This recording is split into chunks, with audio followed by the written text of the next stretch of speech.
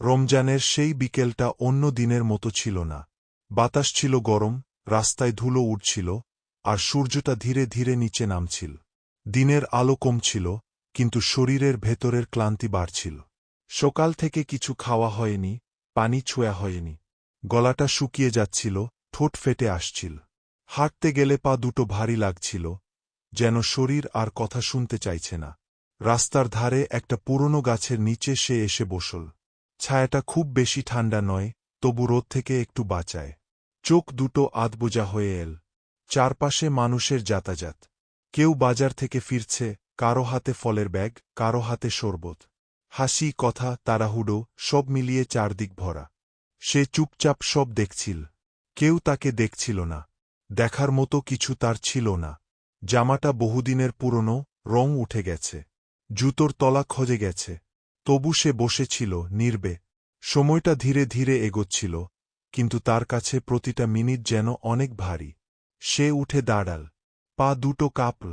তবু ধীরে ধীরে হাঁটতে লাগল। সামনে একটা ছোট দোকান।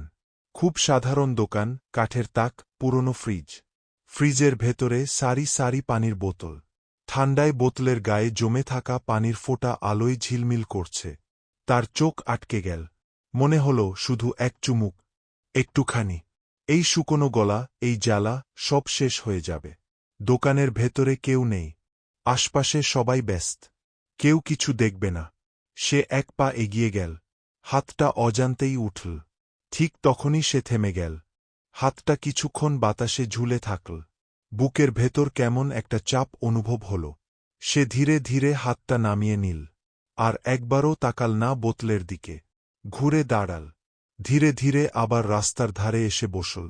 আকাশের রং বদলাতে শুরু করেছে। নীলের সঙ্গে কমলা মিশে যাচ্ছে।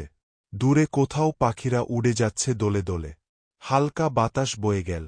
ঘামের সঙ্গে ধুলো শুকিয়ে গেল মুখে। গলা তখনও শুকনো। শরীর তখনও ক্লান্ত। কিন্তু সে বসে রইল। কাছের মসজিদ থেকে মাইকের আওয়াজ ভেসে এল। কেউ হয়তো তার জায়গা ঠিক করছে। শব্দটা হালকা, ভাঙা ভাঙা। সময় আর বেশি নেই। বিকেলটা ধীরে ধীরে সন্ধ্যায় গড়াচ্ছে। চারপাশে মানুষজন থামতে শুরু করেছে। কেউ দোকান বন্ধ করছে, কেউ রাস্তার পাশে দাঁড়িয়ে আছে। বাতাসটা হঠাৎ যেন থেমে গেল। তার চোখ দুটো ধীরে ধীরে বন্ধ হয়ে এল। মাথাটা সামান্য নিচু হয়ে গেল। মুখে কোনো কথা নেই, কোনো অভিযোগ নেই। আর ঠিক তখনই মসজিদ থেকে ভেসে এলো সেই পরিচিত শব্দ, আল্লাহু আকবার। চারপাশের সব শব্দ যেন এক মুহূর্তের জন্য থেমে গেল। বুকের ভেতরের চাপটা হালকা হয়ে এল। চোখ খুলছে। মুখে ক্লান্তি ছিল, কিন্তু তার ভেতরে ছিল এক অদ্ভুত শান্তি। রমজানের সেই বিকেলটা এভাবেই শেষ হয়ে গেল।